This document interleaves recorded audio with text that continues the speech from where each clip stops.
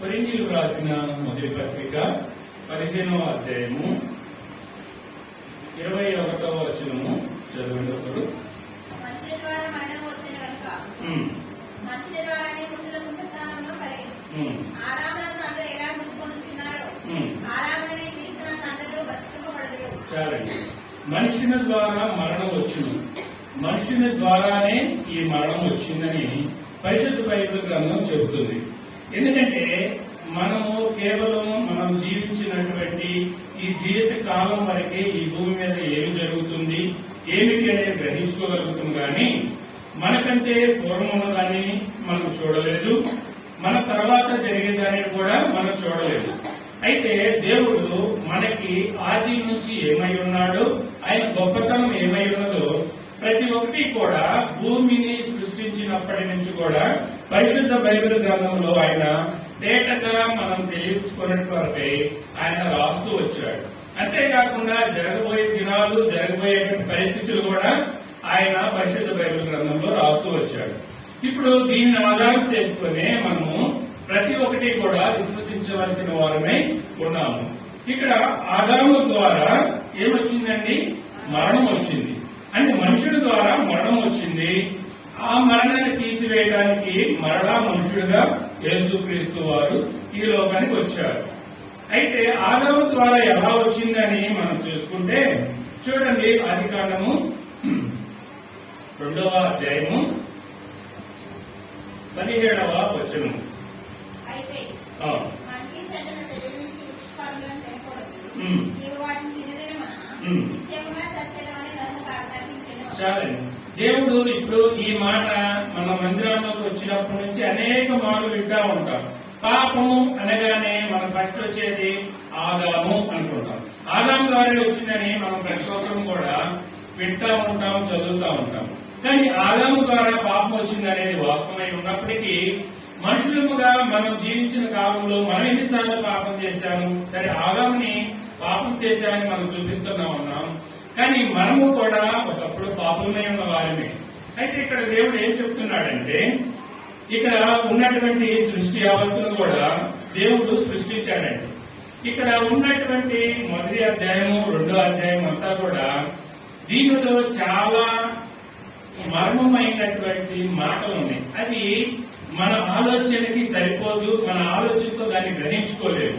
ఎందుకంటే ఇది చేసింది దేవుడు కాబట్టి, దేవుని జ్ఞానంతో చేశాడు కాబట్టి, దేవుని జ్ఞానానికి సరైనటువంటి స్థితి, ఆ జ్ఞానం మనకి లేదు కాబట్టి మనం ఏమాత్రం కూడా ఆ మాటలు మనం గ్రహించుకోలేమండి. కాకపోతే ఏంటంటే కొన్ని మాటలు మాత్రమే మనం చదువుకొని ఆహా అవునా ఇలా చేశాడని మనం అనుకుంటాం. కానీ వాస్తవంగా దేవుడు సృష్టించినటువంటి సృష్టి, అది కలిగినటువంటి విధానము చూస్తే మనకు ఆశ్చర్యం అండి. ఫస్ట్ మనం ఏదైనా ఒక నిర్మాణం కలిగి ఉండాలనుకోండి, ఒక ఇల్లే కట్టాలనుకోండి, ఒక ఇల్లు కట్టాలనుకున్నప్పుడు మనం ఏం చేస్తామంటే, నా ఇల్లు ఇలా కట్టాలి, ఇలా వదిలి పెట్టుకోవాలి, ఇటువైపు వంటగది ఉండాలి, ఇటువైపు బెడ్రూమ్ ఉండాలి అని ఫస్ట్ మన ఆలోచనలో ఫస్ట్ దాన్ని ఊహించుకుంటాం. ఎలా కావాలి, ఎలా కావాలని ఊహించుకున్న దాన్ని ఏం చేస్తామంటే పేపర్ మీద గీసుకొని ఆ పేపర్ మీద ఉన్నటువంటి ప్లాన్ ప్రకారము ఇంజనీర్కో లేకపోతే మేస్త్రికో ఇచ్చినప్పుడు ఆ ప్లాన్ ప్రకారం అతను ఇల్లు నిర్మిస్తాడు. ఇది మన యొక్క ఆలోచన విధానం. అలాగనే దేవుడు కూడా ఏం చేశాడంటే సమస్త సృష్టి ఎలా ఉండాలి అని ఫస్ట్ ఆయనలో ఆలోచన చేసుకున్నాడండి.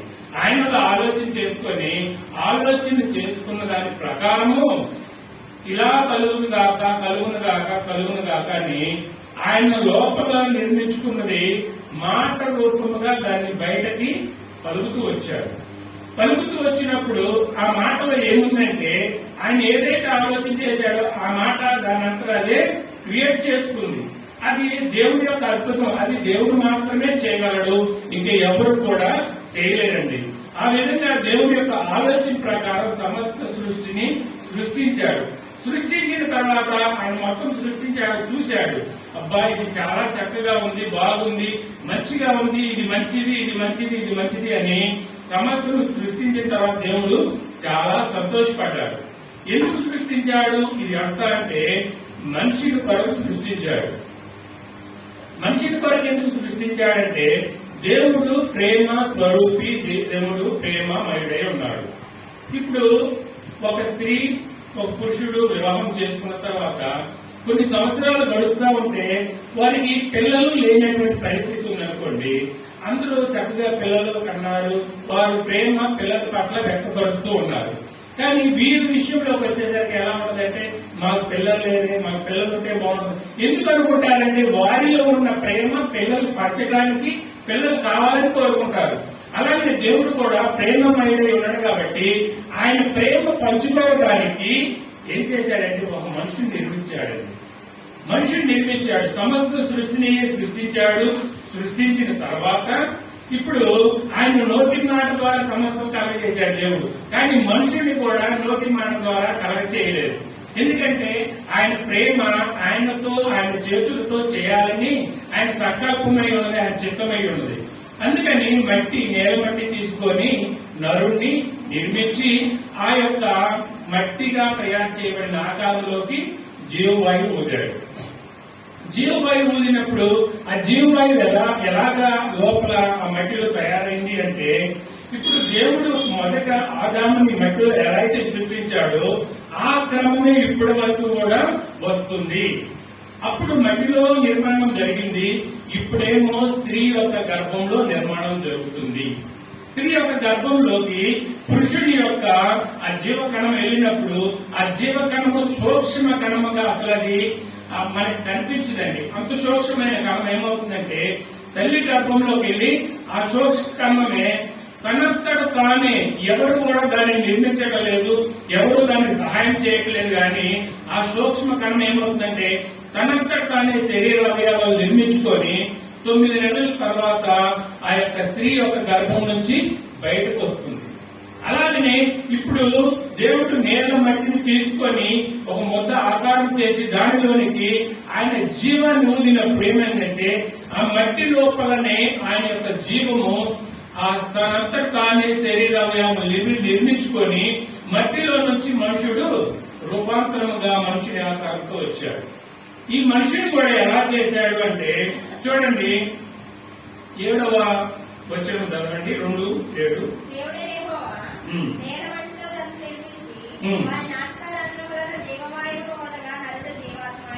నరుడు జీవాత్మ అయ్యాడు. ఎలా అయ్యాడంటే ఆయన యొక్క జీవం ద్వారా. ఇప్పుడు దేవుడు కూడా ఏం చేశాడంటే ఫస్ట్ ఉదేటప్పుడు నా పోలిక చొప్పున నా రూపంలో మనుషుల్ని చేయాలని ఆలోచన చేసి ఆయనలో నుంచి జీవం ఊదాడు. కాబట్టి ఆయన పోలికలోనే మనుషుడు పుట్టాడు. ఇప్పుడు ఇలా పుట్టినటువంటి మనుషుడిని దేవుడు ఒక ఏదోని తోట సిద్ధపరిచి నరుడిని పరీక్షించాలని దేవుడి యొక్క ఆలోచన ఉన్నది. ఈ మనుషుడు ఎలా జీవిస్తాడు, ఎలా ఉంటాడు అని దేవుడు ఆలోచన చేస్తూ ఉన్నాడు.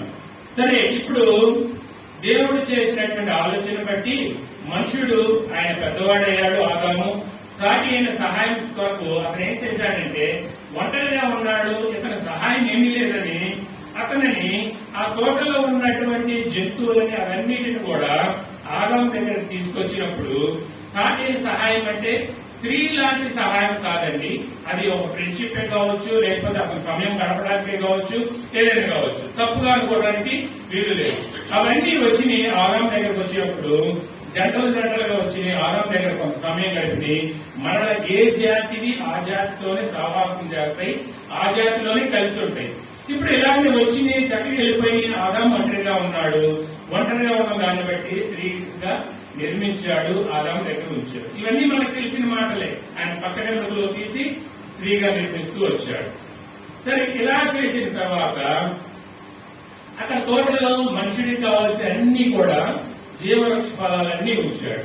కానీ ఒక చెట్టు అయినటువంటి ఫలము అంటే మంచి చెడు తెలివినిచ్చేటువంటి ఫలాన్ని నువ్వు తినకూడదని చెప్తూ వచ్చాడు. ఇప్పుడు తిన్నాడు. తినడం వల్ల ఏమైంది? అదేంటి? ఇప్పుడు దేవుడిచ్చేది ఏదైనా కూడా శ్రేష్టమైనది. కానీ మరి దాంట్లో ఏ విషయము లేదు, ఏ చేదు లేదు, దానివల్ల వచ్చే నష్టం ఏమీ లేదు. కానీ చూడండి, ఇక్కడ చూస్తే సంఖ్యాకాండము 21:8, సంఖ్యాకాండము 21వ అధ్యాయము 8వ వచనం.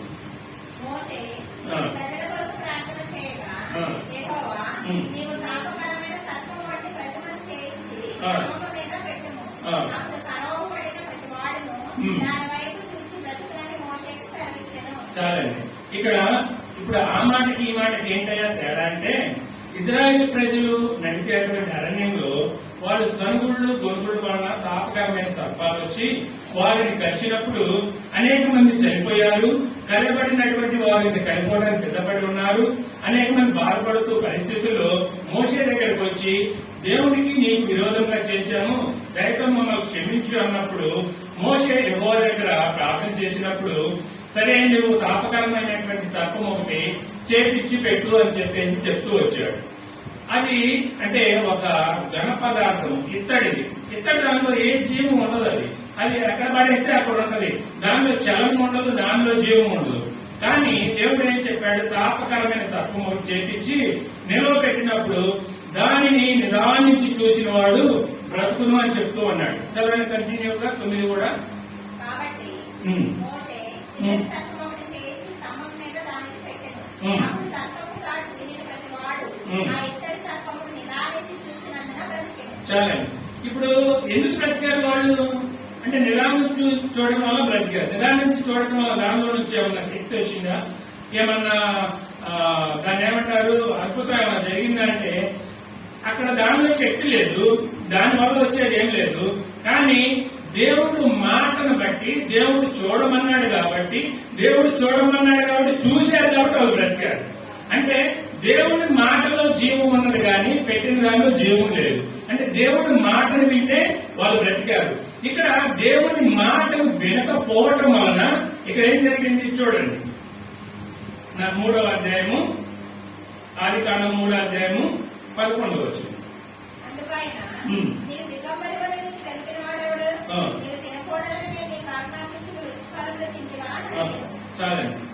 దేవుడు అడుగుతున్నాడు, ఈ ఆదాము అవ్వలు ఎప్పుడైతే ఆ ఫలం తిన్నారో వాళ్ళు దిగంబరులు అయ్యారు. దిగంబరులు అయిన తర్వాత దేవుడు పిలుస్తూ వచ్చాడు. పిలిచినప్పుడు వీళ్ళు ఒక పక్కకెళ్ళి దాక్కుంటూ వచ్చాడు. దాక్కుంటూ వచ్చినప్పుడు ఏంటి నువ్వు దాక్కోవాల్సిన అవసరం ఏంటంటే, నేను దిగంబరులో ఉన్నాను, నువ్వు దిగంబరులో ఉండాల్సిన అవసరం ఏంటంటే, నేను చెప్పింది నువ్వు తినలేదు, నేను చెప్పింది నువ్వు చేయలేదు కాబట్టి నీకు దిగంబరి క్రమం వచ్చింది. అందుకని నేను తినకూడదని నేను చెప్పిన కానీ నువ్వు తిన్నావా అని క్వశ్చన్ వేశాడు. అక్కడ క్వశ్చన్ వేసినప్పుడు వాళ్ళు దిగంబరులుగా ఉంటూ వచ్చారు. ఇప్పుడు అంటే దేవుడి కోరికలో నిర్మించబడినటువంటి మనుషుడు దిగంబరికి ఎలా అయ్యాడు? ఇది ఒక ప్రశ్నే మనకి. ఇప్పుడు అక్కడ ఉంది, స్త్రీ పురుషులు ఇద్దరున్నారు.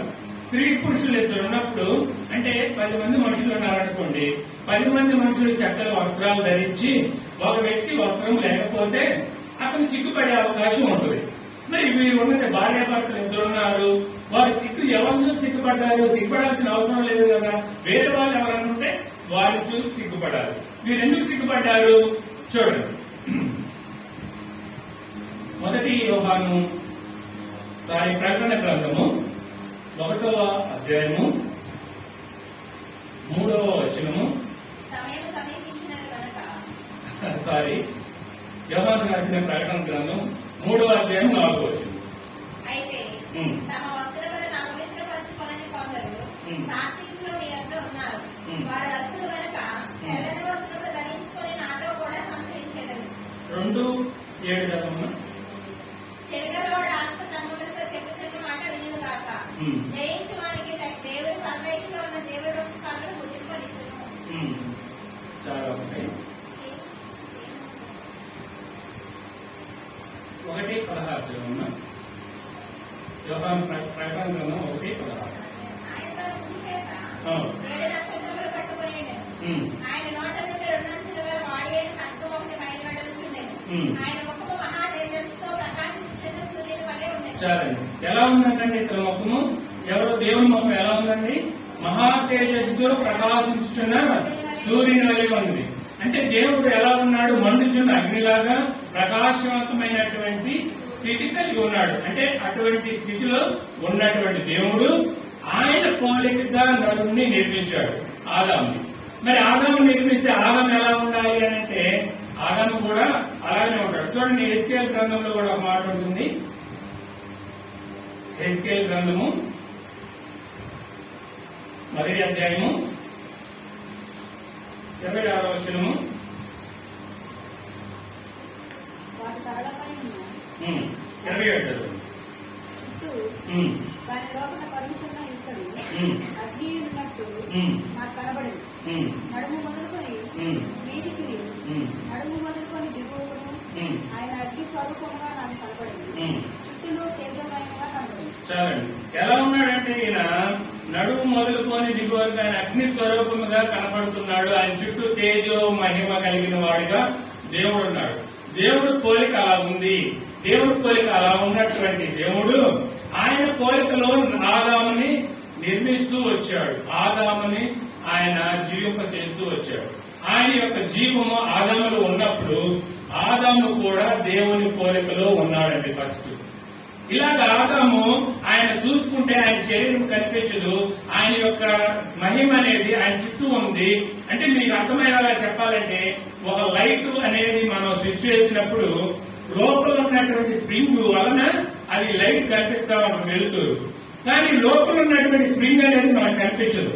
బయట ఆ లైట్ నుంచి వచ్చేటువంటి వెలుతురు మాత్రమే మనకు కనిపిస్తుంది, కానీ స్ప్రింగ్ కనిపించదు. ఎప్పుడైతే లైట్ ఆఫ్ చేశామో అప్పుడు లోపల ఉన్నటువంటి ఏదైతే వెలిగించబడుతుందో అది కనిపిస్తుంది. ఇప్పుడు ఈ ఆదాము అవల విషయంలో కూడా దేవుడు చెప్పిన మాటలకి ఎప్పుడైతే వినకుండా ఉన్నారో అప్పుడు దేవుని పోలిక ఏదైతే ఉందో అది పోయింది. అంటే పోయినప్పుడు పండు తినమని నిత్యముగా చచ్చెదరు. చావడం అంటే ఏంటంటే దేవుడిచ్చినటువంటి ఆ యొక్క మహిమ ప్రభావాన్ని పోగొట్టుకున్నారు. ఇప్పుడు ఆ మహిమ ప్రభావాన్ని పోగొట్టుకున్నటువంటి ఆదాము ఏం చేస్తూ వచ్చాడు? అలాగా ఆ యొక్క దేవుడు ఏర్పాటు చేసిన ఏదేను తోట అది పరిశుద్ధతకి సాదృశ్యంగా ఉంది. పరిశుద్ధమైనటువంటి జీవన విధానం దానిలో కలిగి ఉండాలి. పరిశుద్ధులు మాత్రమే దానిలో జీవించాలి. ఇప్పుడు ఆ పరిశుద్ధమైన స్థితిలో వారు లేకపోవడం వల్ల ఏం చేశారంటే ఏదేను తోట నుంచి వారిని ఎత్తివేయబడుతూ వచ్చారు. ఇప్పుడు ఆ ఏదేను తోటలో మనుషుడు తినవలసినటువంటిది తినలేకపోయాడు. చూడండి 3వ అధ్యాయం ఆదికాండము 3వ అధ్యాయము 22వ వచనం. అప్పుడు దేవుడైన యెహోవా, ఇదిగో మంచి చెట్లను ఎరుగినట్లు ఆదాము మనలో ఒక పొదలి వంటి వాడాయెను. కాబట్టి అతడు ఒకవేళ తన చేయి చాచి జీవవృక్ష ఫలమును కూడా తీసుకొని తిని నిరంతరము జీవించునేమో అని. ఇక్కడ జీవవృక్ష ఫలాలు ఉన్నాయండి తోటలో. అంటే ఆదాము పాపం చేయకముందు తింటే పరిస్థితి ఎలా ఉండేదో మనకైతే తెలియదు, కానీ ఆ ఫలాలు తింటే దేవుని యొక్క స్థితిలోకి మరలా వెళ్ళిపోయే పరిస్థితి ఉంటుందని, పాపి అయిన వాడు మరలా పరిశుద్ధత కావాలి అని అంటే అది దేవుడి ద్వారానే అవుతుంది. ఇప్పుడు ఆ జీవవృక్ష ఫలాలు తినే అటువంటి ఆ యోగ్యత అవ్వ ఆదాములు కోల్పోయారు. అవ్వ ఆదాములు కోల్పోయి వారు బయటికి నెట్టివేయబడుతూ వచ్చారు. అందుకే దేవుడు చెప్తున్నాడు, అంటే పాపం అంటే ఏమిటి అని అనే దానికి ఈ మాటలు చెప్తూ ఉన్నానండి. ఆదాము చేసినటువంటి పాపము, ఆ పాపం ఏంటి అని అంటే చూడండి, యోహాను రాసిన మొదటి పత్రిక 3వ అధ్యాయము 4వ వచనం. పాపము చేయ ప్రతి వాడును ఆజ్ఞను అతిక్రమించును. ఆజ్ఞ అతిక్రమమే పాపము. చాలండి, ఆజ్ఞ అతిక్రమమే పాపము.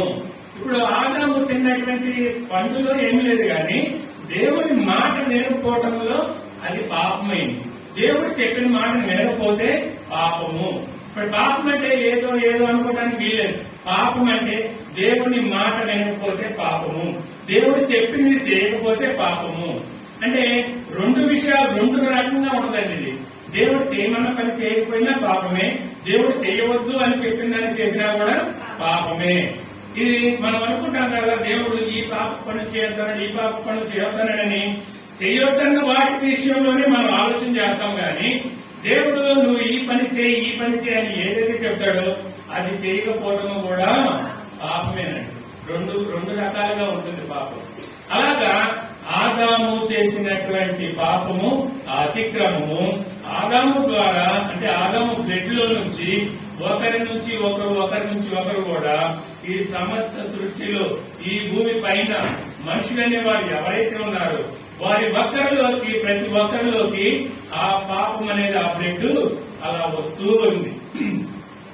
చాలా మందికి మనం స్వార్థ ప్రకటించేటప్పుడు నీతిమంతుడు లేడు, ఒకడు లేడు, అందరూ పాపం చేసి దేవుడు అనుగ్రహించి మహిమ పొందలేకపోతున్నాడని చెప్పేటప్పుడు అయ్యా నేనే పాపం చేశాను, మీరే ప్రభు నమ్ముకున్న ప్రతి ఒక్కరు ఏంది మేము పాపం చేశామని అంటారు. నేను అన్ని ధర్మాలు చేస్తూనే ఉన్నాను, దాన ధర్మాలు చేస్తున్నా, మంచి కార్యాలు చేస్తున్నా, నేను ఎవరికి హాని చేయలేదు, ఎవరిని నేను మట చేయలేదు, దొంగతనం చేయలేదు, ఈ పనులు చెప్తా ఉంటారు. నేనేం చేయలేదు కదా, మేము పాపం ఎలా అయ్యామో అని క్వశ్చన్ చేస్తారు. అప్పుడు మనం చెప్పాల్సింది నీ కార్యాల వలన కాదమ్మా ఇది వచ్చింది. మొదటి ఆదాము అంటే పూర్వంలో ఉన్నటువంటి ఆది మానవుడు చేసినటువంటి పాపం నుంచి ఆ యొక్క పాపం అతలలో నుంచి వచ్చినటువంటి బ్లడ్ ప్రతి ఒక్కరిలోగా అది సంక్రమిస్తూ వచ్చింది. దాని వలన పాపం చేయబడుతూ వచ్చాము. ఇది గ్రహించినప్పుడు మనకు అర్థమవుతుంది ఈ పాపం అనేది మనుషుడి ద్వారా వచ్చింది. నువ్వు మంచి కార్యాలు చేస్తే చేయవచ్చు, మంచిదే, చేయటం వలన మంచిదే. కానీ జన్మ తరహా అది వచ్చినటువంటి పాపం తీసివేయాలి అంటే ప్రభు యేసుక్రీస్తు ద్వారా మాత్రమే అది తీసివేయాలి. చూడండి మత్తయి సువార్త 4వ అధ్యాయము 4వ వచనము. మత్తయి సువార్త 4వ అధ్యాయము. మనుషుడు రొట్టె వలన మాత్రం కాదు కానీ దేవుని నోటి నుండి వచ్చి ప్రతి మాట వలన జీవించునని రాయబడి ఉన్నదెను. చాలండి. ఎవరి నోటి మాట వలనండి? దేవుని నోటి మాట వలన. అంటే తినేదాంట్లో ఏముండదు, తినేది కేవలం శరీర సంబంధమైందే గాని మనిషిని జీవింపజేసేది ఆత్మ. అందుకే దేవుడు చెప్తున్నాడు దేవుని నోట నుంచి వచ్చి ప్రతి మాట వలనను జీవించునని రాయబడి ఉన్నది.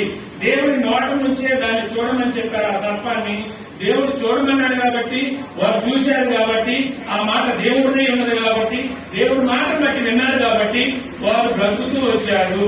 దేవుని నోటి మాటలోనే జీవం ఉన్నది. దేవుడి మాట వింటే మనం బ్రతుకుతాము. చూడండి లాజరు అనే వ్యక్తి ఆయన చనిపోయాడు, సమాధి చేయబడ్డాడు. సమాధి చేయబడి అతను 4 దినములు సమాధిలో ఉన్నాడు. అంటే ఇజ్రాయిల్ యొక్క ఆచారం ప్రకారం మనిషిని భూమిలో గుట్ట తీసి పాతి పెట్టరు. ఎందుకంటే గట్టులుగా కొండలుగా ఉన్నటువంటి ప్రాంతాలలో వారు వాటిని తొలిచి ఆ మనుషుడు చనిపోయిన తర్వాత అతను సుగంధ ద్రవ్యాలు రాసి కంప్లీట్ గా కాళ్ళ నుంచి తల వరకు కూడా ఒక తెల్లని వస్త్రాన్ని ఆ శరీరం బయట కనిపించకుండా కంప్లీట్ చుట్టి ఒక బాక్స్ పెట్టి బాక్స్ లో అతను పెట్టేసి ఆ తొలిచినటువంటి దానిలో పెట్టి రాయి అడ్డు పెడతారు. రాయి అడ్డు పెట్టిన తర్వాత ఇప్పుడు 4 దినాలైంది లాజరు చనిపోయి. 4 దినాలైన తర్వాత మనుషుడు ఎలా ఉంటాడంటే కుళ్ళిపోయి అతని యొక్క స్థితి రూపం అనేది లేకుండా కోల్పోయే పరిస్థితి ఉంటుంది. ఇప్పుడు ఈ లాజరు బయటికి రా అని చెప్పేసి ఎంత గట్టి పిలిచాడు? యోహాను సువార్త 11:43. ఆయన అలాగూ చెప్పి లాజరు బయటికి రమ్మని బిగ్గరగా చెప్పగా చనిపోయిన వాడు కాళ్ళు చేతులు మేత వస్త్రములతో కట్టబడిన వాడై వెలుపలికి వచ్చెను. చాలండి. బిగ్గరగా చెప్పాడండి. బిగ్గరగా ఎందుకు పిలవాల్సి వచ్చింది అని అంటే ఇప్పుడు ఆత్మ శరీరాన్ని బ్రతికిస్తుంది కానీ శరీరం ఆత్మను బ్రతికించడం లేదు. ఎప్పుడైతే శరీరంలో నుంచి ఆత్మ బయటకు వస్తుందో శరీరము నిష్ప్రయోజనమైనదిగాను చనిపోయినదిగాను ఉంటుంది. ఇప్పుడు ఈ లాజరు చనిపోయాడంటే మరి ఇతనిలో నుంచి ఆత్మ బయటికి రావాలి. అలానే శరీరంలో నుంచి లాజరు యొక్క శరీరంలో నుంచి ఆత్మ బయటకు వచ్చింది. 4 రోజుల తర్వాత అది కుళ్ళిపోయే పరిస్థితి ఉంది. ఇప్పుడు యేసుక్రీస్తు ప్రభు లాజరు బయటికి రా అని పేరు పెట్టి ఎందుకు పిలిచాడు? అక్కడ నిలబడి బయటికి రాని పిలిస్తే వస్తారు కదా. అవన్నీ కూడా తొలిసి సమాధులు చేయబడినటువంటి స్థలము. అనేక మంది చనిపోయి వారి సమాధుల్లో పెట్టినటువంటి స్థలము. బయటికి రాని ఎప్పుడైతే ఆయన పిలుస్తాడో అక్కడ ఉన్నటువంటి అందరూ కూడా లేచి వచ్చేటువంటి పరిస్థితి ఉంటుంది. ఎందుకంటే దేవుని మాటలో జీవం ఉంది కాబట్టి మృతులను సజీవులుగాను సజీవులు మృతులుగాను చేయగలిగిన దేవుడు కాబట్టి లాజరు బయటికి రాని పిలవడంతోనే లాజరు ఆత్మ ఎప్పుడైతే శరీరం నుంచి బయటికి వెళ్ళిందో వెంటనే దేవుని మాట విని దేవుని మాటకు లోబడి అంతేకాదు దేవుని శక్తి చేత దేవుని యొక్క మాట చేత ఆ లాజరులోనికి మరణ ఆత్మ ప్రవేశించి మరణ కుళ్ళిపోయిన ఆ శరీరాన్ని ఏం చేసిందంటే మామూలు స్థితిలోకి వచ్చేసింది. అంటే దేవుడి మాటలో అంత జీవం ఉంది, దేవుడి మాటలో అంత బలం ఉంది. అంత బలమైన మాట బిగ్గరగా ఆయన పిలిచినప్పుడు లాజరు దానిలో నుంచి బయటకు వచ్చి ఈ కట్టబడిన వస్త్రంతోనే బయటకు వచ్చి నిలబడ్డాడు. నిలబడిన తర్వాత ఆ యొక్క రుమాలు మొత్తం కూడా తీసినప్పుడు లాజరు చనిపోక ముందు ఎలా అయితే ఉన్నాడో అలాంటి స్థితిలోనే ఆ యొక్క లాజరు ఉంటూ వచ్చాడు. అంటే దేవుని మాటలో అంత జీవం ఉన్నది, దేవుని మాటలో అంత శక్తి ఉంది. వినకపోతే పాపము, వింటే అది జీవము. చూడండి ఇంకోటి మాటలు పేతురు రాసిన మొదటి పత్రిక 1వ అధ్యాయము 19వ వచనం. అమూల్యమైన రక్తం చేత అనగా నిర్దోషమును దుష్కలంకమును గొర్రెపిల్ల వంటి క్రీస్తు రక్తం చేత విమోచింపబడుతుందని మీరు ఎరుగుదురు కదా. ఆయన జగత్పునాది వేయబడక మునిపే నియమింపబడిన గాని తన మృతుల్లో నుండి లేచి తనకు మహిమనిచ్చిన దేవుని ఎడల తన ద్వారా విశ్వాసులైన మీ నిమిత్తము కడవరి కాలమేందు ఆయన ప్రత్యక్షపరచబడిన చాలండి. అమూల్యమైన రక్తం చేత అనగా నిర్దోషములను నిష్కలంకమగు గొర్రెపిల్ల వంటి క్రీస్తు రక్తం చేత విమోచించబడ్డాము. ఎందుకు విమోచించబడ్డాము అంటే పాపం చేయించినటువంటి ప్రతి మనుషుడికి విమోచన అనేది నిష్కలంకమైన నిర్దోషమైన పావనమైన పవిత్రమైన రక్తం చేతనే అది సాధ్యమవుతుంది. ఇప్పుడు ఇంతకు ముందు అక్కడ పైన చదివినట్లయితే ఒక వ్యక్తి కొనబడాలి అని అంటే వెండి గాని బంగారం గాని, ఇప్పుడు శనివారం శుక్రవారం సంపలన్నీ ఉంటాయి. అలాంటి ఆ దినాల్లో మనుషులు కొనాలంటే అమ్ముకోవడానికి ఒక స్థలానికి తీసుకొస్తారు. ఒక స్థలానికి తీసుకొచ్చి ఆ మనిషిని బట్టి వెండి గాని బంగారం గాని ఇచ్చి ఆ వ్యక్తిని కొనుక్కొని వెళ్తారు. కొనుక్కొని వెళ్లిన తర్వాత కొన్ని దినాల తర్వాత మరలా ఆ వ్యక్తి మనం కావాలి అనుకున్నప్పుడు ఆ వ్యక్తికి సంబంధించిన వాళ్ళు ఎవరైనా ఉంటే వాడికి సరి అయినటువంటి వెండి గాని బంగారం గాని మరలా ఇచ్చి వాడిని విడిపించాలి. ఇప్పుడు పాపంలో చేయబడినటువంటి మనము, పాపానికి సంబంధించిన మనము లోకంలో ఉన్నటువంటి పాపంలో చెక్కబడి ఉన్నాము. అంటే సాతాను యొక్క స్వాధీనంలోకి వెళ్లి ఉన్నాము. సాతాను యొక్క బంధకాలంలో మనం చెక్కబడి ఉన్నాము. ఈ సాతాను యొక్క బంధకాలంలో చిక్కబడిన మనము మనల్ని విమోచించడానికి ఆయన ప్రియ కుమారుడైన యేసుక్రీస్తు వారిని మన కొరకు ఈ లోకానికి పంపించాడండి. ఈ లోకానికి పంపించి ఏం చేశాడు చూడండి. తీతుకు రాసిన పత్రిక 2వ అధ్యాయము 14వ వచనము. ఆయన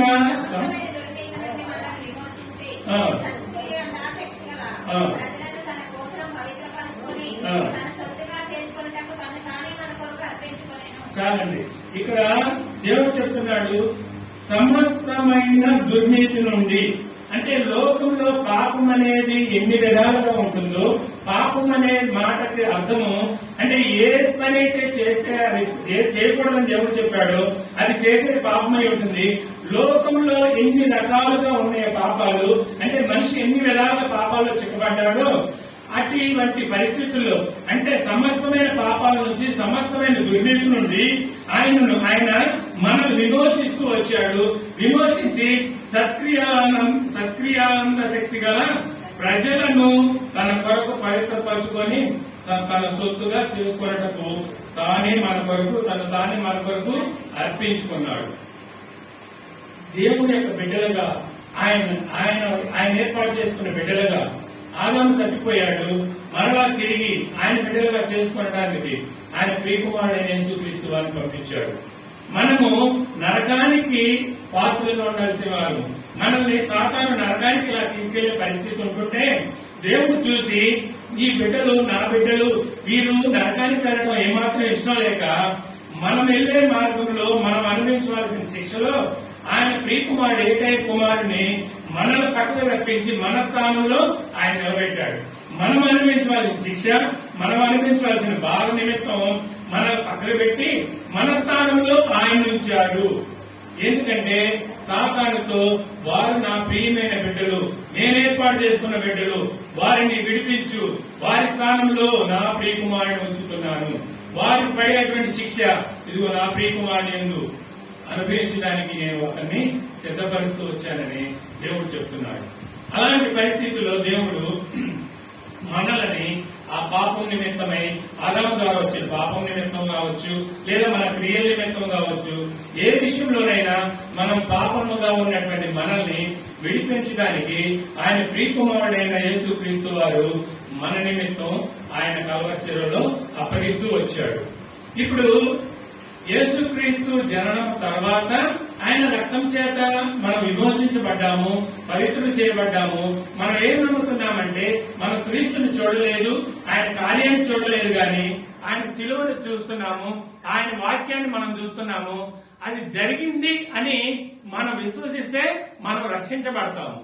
క్రీస్తు శకము ఉన్నటువంటిది, క్రీస్తు పూర్వము మరి యేసుక్రీస్తు లేడు కదా, మరి వారు ఎలా రక్షించబడ్డారు అనేది మనం ఆలోచన చేస్తే చూడండి, యెషయా గ్రంథము 53వ అధ్యాయము 2వ వచనం. లేక మొక్కవలెను, ఎండిన భూమిలో మొలిచిన మొక్కవలెను అతడు ఆయన ఎదుట పెరిగెను. అతనికి స్వరూపమైనను సొగసైనను లేదు. మనం అతన్ని చూచి అపేక్షించినట్లుగా అతని యందు స్వరూపము లేదు.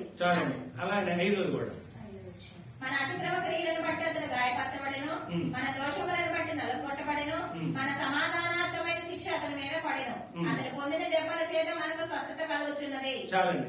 ఇప్పుడు ఈ వాక్యము యెషయా భక్తుడు క్రీస్తు పూర్వమే రాస్తూ వచ్చాడు. ఇప్పుడు మన కొరకు ఒక ఇజ్రాయేలు రాజ్యంలో ఒక రాజుగా పుడతాడు. ఆయన పరలోక సంబంధమైన దేవుడుగా ఉంటాడు. అతని సింహాసనం నిత్యం నిలిచేదిగా ఉంటుంది. మన పాపముల నిమిత్తమై ఆయన శిక్షను అందుతాడు, మన నిమిత్తమై నలగొట్టబడతాడు అని ఆ దినాలలో క్రీస్తుకు పూర్వం ఉన్నవారు శిలువ కార్యం జరిగేదాని నిమిత్తం విశ్వసించడం వలన వారు రక్షించబడుతూ వచ్చారు. క్రీస్తు శకం తర్వాత మనం ఇప్పుడు శిలువ కార్యం జరిగింది, మన నిమిత్తం ఆయన మరణించాడు, సమాధి చేయబడి తిరిగి లేచాడు అని మనం విశ్వసించడం ద్వారా మనం రక్షించబడతాము. జరగక ముందు జరుగుతుందని వారు విశ్వసించారు, జరిగిన తర్వాత జరిగిందని మనం నమ్మటం వలన మనం విశ్వసించబడుతున్నాం. అందుకే అలాంటి రక్షణ మనకు దయచేస్తూ వచ్చాడు. ఆయన ఎలాంటి బాధపడుతూ వచ్చాడంటే, అతనికి స్వరూపమైనను సొగసైనను లేదు, అతనిని చూసి అపేక్షించినట్లుగా అతని యందు స్వరూపము లేదు. స్వరూపమైనను సొగసైనను లేదంటే, ఇప్పుడు ఒక నలుగురు పిల్లల్ని ఇక్కడ నిలబెట్టి వీరు ఎవరి పిల్లలు అని అడిగినప్పుడు వారి ముఖాలు చూసి వారి యొక్క పోలికలను చూసి ఈ పిల్లవాడు పలాని పిల్లవాడని మనం ఆ పోలికను చూసి చెప్తాము. కానీ ఇక్కడ యేసుక్రీస్తు ప్రభువారు ఆయన స్వరూపమైన సొగసైనను లేదంటే, ఆయనకి తగిలినటువంటి దెబ్బలు, ఆయన ఒంటి పైన కారుతున్న రక్తము, ఆయనకు ముసుగు వేసి కొట్టినప్పుడు, అంటే రోమా సామ్రాజ్యంలో ఉన్నటువంటి సైనికులండి చాలా ఎత్తుగా ఉంటారు, బలిష్టంగా ఉంటారు. ఇప్పుడు సైనికుడు అనేవాడు అలా బలిష్టంగా అటువంటి ఫిట్నెస్ ఉన్నవాడు మాత్రమే సైనికుడుగా ఉంటాడు. ఈ సైనికులు వాళ్ళ యొక్క చేతి బలం ఎంతైతే ఉందో ఆ బలం అంతా కూడా ఉపయోగించి కొట్టినప్పుడు కుడి చెంప మొత్తం కూడా వాచిపోయింది, కుడి కన్ను వాచిపోయి కన్ను మూసుకుపోయి ఇదంతా కూడా రక్తం గారి పరిస్థితి. ఇజ్రాయెల్ దేశంలో మాత్రమే అటువంటి ముళ్ళు ఉంటాయి. ఆ ముళ్ళు మిగతా ఏ దేశాలలో కూడా ఉండవు. అవి చాలా నొప్పి, భయంకరమైనటువంటి మనం భరించలేనటువంటి నొప్పి. మనం ఏదో పేపర్లలోనో లేకపోతే విగ్రహాల్లోనో చూస్తూ ఉంటాం, ఇలా రౌండ్ గా పెట్టినట్టు. అలా రౌండ్ కాదు, వాళ్ళు కుర్చీ టోపీ పెట్టారు. కుర్చీ టోపీ పైన పెట్టి కొడితే మొత్తం ముళ్ళు ఇలా దిగిపోయింది. అసలు ఎంత బాధ అనిపించాడంటే, ఆ బాధ, ఆ శ్రమ, ఆయన అనుభవించిన శ్రమలు, అటువంటి శ్రమలు మనం పొందవలసిన వారమే ఉన్నాం. ఆయన కొరడాలతో కొడితే ఆ కొరడాలకి అనేక దారాలు ఉంటాయి. ఆ చివర చేపలు పట్టే వాళ్ళకి తెలుస్తుంది చేపల గాలాలు ఎలా ఉంటాయి. అలాంటి గాలాలు పెట్టి కొడితే దాదాపుగా సైన్స్ లెక్క ప్రకారం సైంటిస్టులు లెక్క చేసింది ఏంటంటే 5,000 చిల్లర ఆయన శరీరం పైన గాయాలు ఉన్నాయి. ఒక భూమి చదునుగా ఉన్న తర్వాత అది దున్నితే, ఆ దున్నిన తర్వాత ఫస్ట్ చూసినటువంటి చదును కనిపించదు, కంప్లీట్ దున్నిందే మనకి కనిపిస్తాయి. యేసుక్రీస్తు ప్రభువు కూడా ఆ కొరడాలతో కొట్టినప్పుడు పై నుంచి కింద వరకు కూడా శరీరం అనేది కనిపించలేదు, మొత్తం కూడా రక్తం కారుతూ ఉంది. ఆయన పట్టుకొని వెళ్తూ ఉంటే ఇజ్రాయేల్ యొక్క రాజ్యంలో అంతా కూడా, ఇప్పుడేమో సిమెంట్ రోడ్లు, తార్ రోడ్లు ఉన్నాయి. ఆ దినాల్లో అయితే రాళ్లు పరుస్తారు, మొత్తం వర్షం వస్తే మట్టి అవ్వకుండా. ఆ రాజ్యాలలో అయితే రాళ్లు పరుస్తారు. యేసుక్రీస్తు ప్రభు శిలువ భుజాన్ని పెట్టుకొని ఆయన మోస్తూ నడుస్తూ ఉంటే ఆయన పైన నుంచి వచ్చేటువంటి రక్తము కూడా కాళ్ళ నుండి కిందకు వచ్చి ఆయన అడుగుల ద్వారా రక్తము కారుతూ ఆ రక్తపు ముద్రలు ఆ ఇజ్రాయెల్ దేశంలో ఆ రాజ్యంలో ఆ అడుగులు పడుతూ వచ్చినాయి. ఎందుకంటే ఆయన స్వరూపం ఫస్ట్ చూడడానికి ఏమైనా యేసుక్రీస్తు ప్రభు అనుకోవడానికి వీలు లేనంతగా ఆయన యొక్క శరీరం మొత్తం కూడా నలగొట్టబడింది, కొరడాలతో కొట్టబడింది.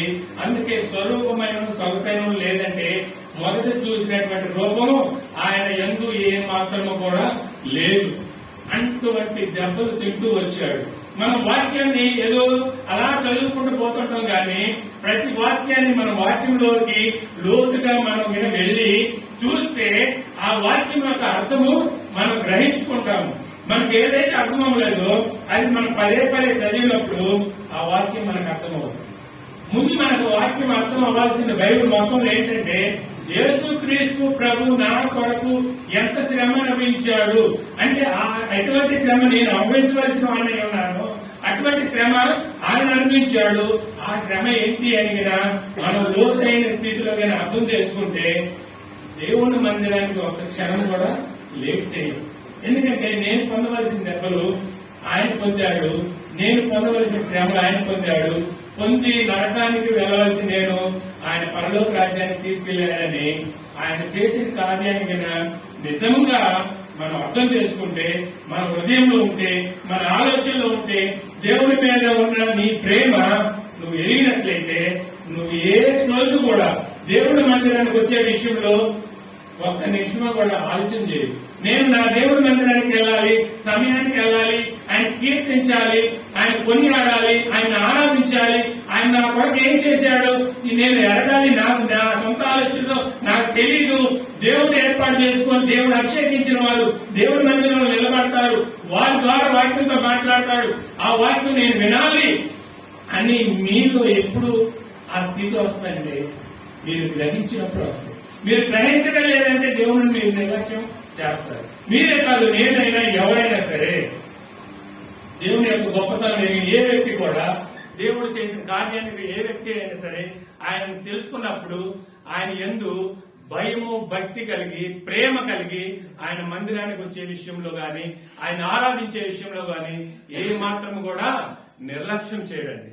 చూడండి ఆదికాండం 3:22 ఇందా చదువుకుంది. అప్పుడు దేవుడే యెహోవా ఇదిగో మంచి చెడ్డలను ఎరుగునట్లు ఆదాము మనలో ఒకని వంటి వాడాయను. కాబట్టి అతడు ఒకవేళ తన చేయి చాచి జీవవృక్ష ఫలమును కూడా తీసుకొని తిని నిరంతరము జీవించినేమో అని దేవుడే యెహోవా అతడు ఏ నేల నుండి తీయబడినో దాన్ని సేద్యపరచుటకు ఏదైనా తోటలో నుండి అతన్ని పంపివేశాను. అంటే ఒక మనిషికి ఇచ్చినటువంటి శ్రేష్టకరమైన స్థితి అతను పోగొట్టుకోవడం వలన ఆ జీవవృక్షాన్ని తినేటువంటి అవకాశం లేకుండా ఆ శ్రేష్టకరమైన ఏదో తోట నుంచి బయటికి గెంటవేయబడుతూ వచ్చాడు. ఇప్పుడు దేవుడు ఇచ్చినది మరలా మనకి ఇవ్వటానికి ఆయన ఈ లోకానికి వచ్చి ఆయన మన కొరకు రక్తం చిందించాడు. చూడండి ప్రకటన గ్రంథము 2వ అధ్యాయము 7వ వచనం. చెవిగలవాడు ఆత్మ సంఘంతో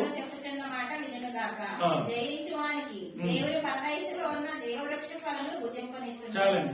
ఇప్పుడు ఆదాము ద్వారా పోగొట్టుకున్నది ఏదైతే ఉందో అది మరలా ఎక్కడేస్తా అంటున్నాడండి?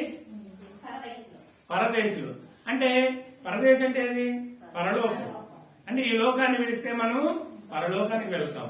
ఇక్కడ తినే అవకాశాన్ని మనం కోల్పోయాం కాబట్టి మరలా మనకి ఇవ్వటానికి మనల్ని పాపం నుంచి తీసివేసి మన పరిశుద్ధులుగా చేసి ఆయన యొక్క నిత్యత్వమైనటువంటి మహిమా ప్రభావం కలిగినటువంటి రాజ్యంలోనికి మరలా, అంటే అక్కడ జీవవృక్ష ఫలాలు మనం తినమని కాదు కానీ ఇప్పుడు ఆత్మలు అనేది రక్షించబడి పరలోకానికి వెళ్ళిన తర్వాత మనకి జీవవృక్షం అనేది తినేది ఏమి ఉండదు. కాకపోతే ఏంటంటే ఏదైనా తోటలో ఉన్నటువంటి జీవవృక్ష ఫలానికి సాదృశ్యంగా అక్కడ చూపిస్తున్నాడు. అంటే అలాంటి సాదృశ్యమైనటువంటి పరదేశీలో మరలా మిమ్మల్ని ప్రవేశపెడతాను, మీరు ఏదైతే కోల్పోతూ వచ్చారో మరలా అది నేను ఇస్తాను అని చెప్తూ ఉన్నాడండి. చూడండి మత్తయి సువార్త 22:29. మత్తయి సువార్త 22:29. అందుకు యేసు లేఖనములను గాని దేవుని శక్తిని గాని ఎరుగక మీరు పొరబడుచున్నారు. ఉమ్. పునరుత్థానమందు ఎవరు పెళ్లి చేసుకొనరు, పెళ్లి తీయబడరు. ఉమ్. వారు పరలోకమందున్న దూతల వలె ఉందురు. చాలండి. ఎలా ఉంటారంటే మనం అందుకు యేసు లేఖనంలో గాని దేవుని శక్తి గాని ఎలాగ మీరు పొరపడుతున్నారు. పునరుత్థానం మందు ఎవరిని పెళ్లి చేసుకుంటారో పెళ్లి తీయబడరు. వారు పరలోకమందు ఉన్న దూతల వలె ఉంటారు. అంటే ఇప్పుడు మనం పరలోక రాజ్యంలోకి ప్రవేశించే మనము ఆదాము ఏ పోలికలో అయితే ఉన్నాడో అంటే దేవుని యొక్క దూత, అంటే దేవుని యొక్క దూత కూడా మహిమ ప్రభావం కలిగిన వాడుగానే ఉంటాడు. అందుకని మనము కూడా పరలోకంలోని ప్రవేశించే మనము దేవుని యొక్క రాకడలు ఎత్తబడేటప్పుడు మనము మహిమ ప్రభావం కలిగినటువంటి స్థితిలో దేవదూతల వలె మనం ఉంటామండి. ఆదాము పోగొట్టుకున్నది మరలా మనకి దేవుడు దయచేసేవాడుగా ఉన్నాడు. ఈ లోకంలో మనుషులు ప్రతి మనిషికి కూడా వయసు రీత్యా శరీర బలహీనతలు వస్తూ ఉంటాయి, పోతూ ఉంటాయి. 50-60 సంవత్సరాలు దాటుతుంటేనే షుగర్లు, బీపీలు వస్తుంటాయి. స్త్రీలకైతేనేమో కొంత ఇంకొంచెం ఇబ్బందికరమైన పరిస్థితులు, కాలు నొప్పులు. మరి 70-80 సంవత్సరాలు వచ్చేసరికి ఇంకా చాలా బాధపడే పరిస్థితి ఉంటుంది. చెప్పేది ఏంటంటే అన్న కాలు నొప్పులన్నా, ఒళ్ళు నొప్పులన్నా, అనారోగ్యం బాగలేదన్నా ప్రార్థన చేయండి అన్నా అంటారు. శరీర బలహీనతలు అనేవి అవి తప్పగా వస్తా ఉంటాయి. దానికి ఏమీ ఉండదు. ప్రార్థన అంటే కాకపోతే ఏంటంటే మన విశ్వాసం అంతేకాని అది శాశ్వతమైనది కాదు. ఈ లోకంలో ఉండే మన జీవితం శాశ్వతమైనది కాదు. కానీ ఈ లోకాన్ని విడిచినప్పుడు దేవుడు 33.5 సంవత్సరాలు ఈ లోకానికి వచ్చిన తర్వాత 33.5 సంవత్సరాలు జీవించి ఆయన మరణించి ఆయన శరీరము, ఆయన రక్తము మనము పానం చేయవలసిన వారిపై ఉన్నాము. అంటే ఏ వయసులో ఆయన శరీరాన్ని, ఆయన రక్తాన్ని ఇచ్చాడంటే 33.5 సంవత్సరాల వయసు కలిగినటువంటి శరీర రక్తాన్ని మనకి ఇచ్చాడు. ఇప్పుడు ఆ శరీరము, ఆ రక్తము మనము తిననై ఉన్నాము. తర్వాత ఇప్పుడు అది తినినటువంటి మనము ఆయన రూపంలోకి, మరి పునరుద్ధానంలో ఆయన రూపంలో మార్చబడతాం. అప్పుడు నీ వయసు 80 ఉండదు, 70 ఉండదు, 60 ఉండదు. యేసు క్రీస్తు యొక్క శరీరానికి ఏ వయసు అయితే ఉందో, ఆయన రక్తానికి ఏ వయసు అయితే ఉందో ఆ వయసు కలిగిన వారముగా మనం ఉంటాము. ఎందుకంటే మనం తినేది ఆయన శరీరం, ఆయన రక్తము. మీరు అనుకోవాలి, ప్రభువా ఈ బాధలో తొలిగితే నేను మరలా యవ్వన ప్రాయముగా, యవ్వన ఆత్మగా, మహిమ ప్రభావంగా మీ రాజ్యంలో ఉంటాను అని నిరీక్షణ కలిగి మనం ఉండాలి. బాధలు, కష్టాలు శరీరీత్యా వస్తా ఉంటాయి. దానికి అనిపించాల్సిందే. దేవుడి చిత్తమైతే ఆ బాధ పడకుండా దేవుడు తీసుకెళ్తే మంచిదే. కానీ దేవుడి యొక్క దూతల వల్లే మనం మార్చబడతాము. దేవుడు మనకిచ్చింది పోగొట్టుకున్న వారం ద్వారా మరలా మనము పొందుకోవలసిన వారమై ఉన్నాము. చూడండి, యోహాను రాసిన మొదటి పత్రిక 3వ అధ్యాయము 2వ వచనం. యోహాను రాసిన మొదటి పత్రిక 3వ అధ్యాయము 2వ వచనం. ఇప్పుడు మనం దేవుని పిల్లలమై ఉన్నాము. మనకు ఏమవుతును అది ఇంకా ప్రత్యక్షపరచబడలేదు. కానీ ఆయన ప్రత్యక్షమైనప్పుడు ఆయన ఇట్లుండగానే ఆయన ఉన్నట్లుగానే ఆయన చూతుము కనుక ఆయన పోలి ఉందని ఎరుగు. ఎవరు పోలి ఉన్నామంటండి? ఆయనను పోలి యుందుమని ఎరుగుదుము. ఇప్పుడు ఎవరి పోలికలో మార్చబడుతున్నాం? మనము దేవుడి పోలికలోకి మార్చబడుతున్నాము. దేవుడి పోలిక ఏదైతే పోగొట్టుకున్నామో ఆ పోలికని మనము మరలా పొందుకోవలసిన వారమై ఉన్నాము. మరలా పొందుకునేటువంటి భాగ్యాన్ని దేవుడు మనకు దయచేస్తూ వచ్చాడు. ఆ యొక్క మహిమ, ఆ ప్రభావం మనం చూడలేము. కానీ దేవుని యొక్క రాకడలో ఎంతబడేవారు మాత్రమే ఆయన పోలికలో ఉంటారండి. అలాంటి పోలికలు నువ్వు నేను ఉండాలని కోరుకుంటున్నామా?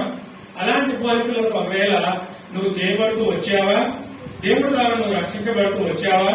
రక్షించబడుతూ వస్తే ఆయన స్వరూపమైన సొగసైన లేకుండా మన కొరకు మనం అనుభవించవలసిన శ్రమ ఆయన అనిపించారు. కాబట్టి నువ్వేమాత్రం కూడా నిర్లక్ష్యం చేయకుండా దేవుడు నా కొరకు చేశారని నీవు వెలిగెత్తి ఆరాధించాలి. ఒకవేళ రక్షణ పొందలేదా? నా కొరకు ఆయన చేసిన శ్రమల నిమిత్తమై, మరి నేను పాపం నిమిత్తమై, మరి ఆ నరకానికి వెళ్ళవలసిన నన్ను దేవుడు నా కొరకు శ్రమలు పడ్డాడు. కాబట్టి నేను ఆయన పోలికలో మార్చబడాలి. కాబట్టి నేను రక్షణ పొందాలి, మారు మనసు పొందాలి, బాప్తిస్మమైన నూతన జన్మ అనుభవంలోకి రావాలి, నేను ఆయన ఆరాధించాలి అని నీ హృదయంలో అనుకున్నప్పుడు దేవుడు నిన్ను తప్పకుండా రక్షించేవాడుగా ఉన్నాడు. అలాంటి అనుభవం కలిగిన మనమందరం కూడా దేవుణ్ణి ఆరాధించవలసిన బద్ధులమై ఉన్నాము. ఆ రీతిగా దేవుడు ఈ యొక్క వాక్యమును దీవించునుగాక. ఆమేన్. అందరం లేచి నిలబడి ఒక పాట పాడుకుందాము. చివరి చరణం పాడేటప్పుడు మరి సండే స్కూల్ సిస్టర్స్